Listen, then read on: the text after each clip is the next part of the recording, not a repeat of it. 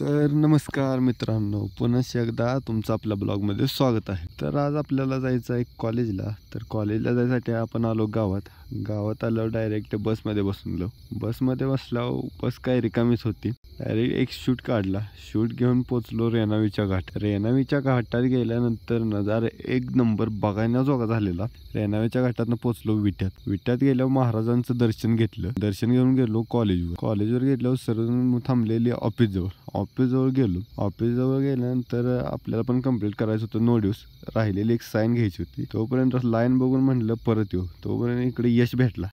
यशनं आपलं नोट्स घेतलं. देव म्हणत होता फाडवं. नको म्हणलं दे, जातो मी क्लासमध्ये गेलो. इकडे साहिल त्यांचं चाललेला अभ्यास करायचं. साहिल यांचा अभ्यास करतात म्हणलं आपण बी आपलं राईटअप करून घेऊ.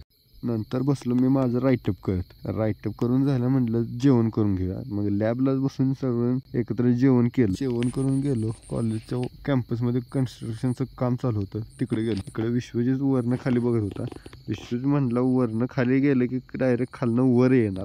म्हणलं असं दे, जाऊ आता कॅम्पसच्या खाली बसायला. तिथनं पुढे गेलो. कॅम्पसमध्ये जाऊन बसलो. सगळेजण म्हणायला लागले की पुढं काही लेक्चर नाही. मग म्हणलं डायरेक्ट आता घरी जायला गेटवरनं काही सोडत नव्हती. मग इकडे सगळ्यांनी ठरवलं की गेटवरनं नाही जायचं, तर गेटच्या मागच्या बाजूनं उड्या मारून जायचं. सगळ्यांनी मग उड्या मारून कॉलेजच्या बाहेर आलो. तर उद्या आपलं सबमिशन आहे, त्यामुळे आपण आज लवकर निघालोय. उद्याचं आपलं लिहायचं राहिलं ते आज जरा जाऊन लिहायचं आहे. आणि उद्यापासून सबमिशन असल्यामुळे डायरेक्ट टाईमवर यायला लागणार आहे. धन्यवाद. मग काय तिथनं पुढं आलं तर आक्या भाऊ आपली वाट बघत थांबलेला. आक्याला म्हणलं चला गाडी काढू आणि डायरेक्ट जाऊ आपण घरी. तिथनं पुढं मग विट्यात आलो. विट्यातनं गाडी वळवली आपल्या गावाकडे. तिथून पुढं आपण गेलो रेवणसिद्धच्या घाटात नजारा एक नंबर झालता, बघण्यासारखा झालता. मग नजारा बघत आपण डायरेक्ट पोचलो खानापूरमध्ये. गावातनं घरी आलो आपल्याला लागलं रानात काम.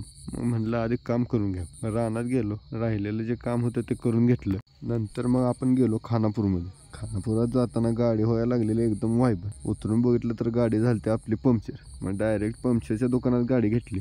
पंक्चर काढून घेतलं. आपलं जे काम करून डायरेक्ट मग घरी आलो. तर आपला आजचा दिवस असं गेला. तर व्हिडिओ कसा वाटला नक्की सांगा. धन्यवाद.